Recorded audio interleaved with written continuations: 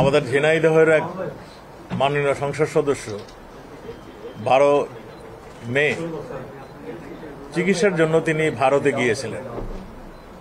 ভারতে যাওয়ার পরে আমরা 2 দিন পরে তার আর কোনো খোঁজ খবর পাইনি। এতে উদ্বিগ্ন হয়ে তার মেয়ে আমাদেরকে খোঁজ খবর জানালে আমাদের পুলিশ এই ঘটনাটি ইন্ডিয়ান পুলিশের সঙ্গে যোগাযোগ রাখছিলেন। আমরা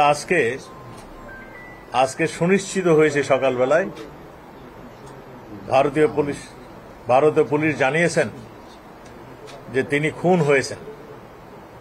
তা আমরা ইতিমধ্যেই তাদের যে তথ্য ভারতীয় পুলিশ আমাদেরকে দিয়েছিলেন সেই তথ্য অনুযায়ী আমাদের পুলিশ, বাংলাদেশের পুলিশ, এদের তথ্য অনুযায়ী তাদেরকে যারা খুন করেছেন কিংবা খুনের সঙ্গে সম্পৃক্ত ছিলেন আমরা যারা সন্দেহ করছি এবং তাদের থেকে যা আমরা তথ্য পেয়েছিলাম সেই তথ্য অনুযায়ী তাদের মধ্যে থেকে আমরা 3 জন অপরাধীকে আমাদের পুলিশ ধরেছেন এবং তাদের জিজ্ঞাসাবাদ চলছে, তদন্ত চলছে। আপনারা জানেন ওই এলাকাটা একটা সন্ত্রাস কবল এলাকা, ওই ঝিনাইদহের এলাকাটা ওই সীমান্ত এলাকা।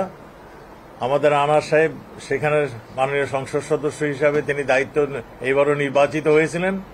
চিকিৎসার জন্য তিনি যাওয়ার পরে এই ঘটনাটি ঘটে।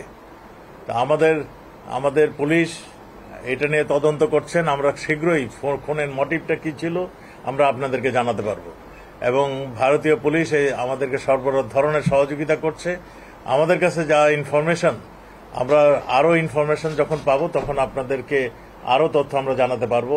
তা আমরা এইটুকু এখন জানাতে পারছি, মানে আপনাকে জানাতে যাচ্ছি, সেটা হলো তিনি খুন হয়েছেন। কলকাতার এক বাসায় তাকে পরিকল্পিতভাবে খুন করা হয়েছে এবং এই খুনের মোটিভ কারা কারা খুন করেছিলেন এই সব তথ্যই আমাদের ভারতীয় পুলিশ কাজ করছে, আমাদের পুলিশও কাজ করছে। যে যেখানে মানে ইন্টারন্যাশনাল ওয়েতে যতখানি প্রয়োজন সবগুলি আমরা ব্যবস্থা নিচ্ছি। আমরা বলছি তদন্তের স্বার্থে আমরা অনেক কিছুই এখন আমরা বলবো না। তদন্ত শেষ হয়ে গেলে আপনাদেরকে সবকিছু জানাবো, কেন খুন হয়েছে, কোথায় খুন হয়েছে, কে খুন করেছে, কি ধরনের অস্ত্র দিয়ে খুন হয়েছে সবই আপনাদেরকে জানাবো। মরদেহটা এখনো আমাদের হাতে আসেনি।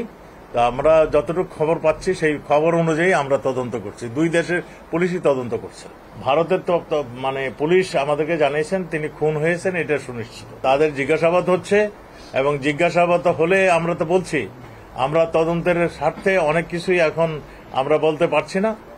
আমরা খুব পজিটিভ ওয়েতে তদন্ত চলছে এবং আমরা সুনিশ্চিত যারা এই খুনের সঙ্গে জড়িত তাদের উদ্দেশ্য কি ছিল আমরা সুনিশ্চিত সেগুলো আপনাদের প্রকাশ করতে পারব।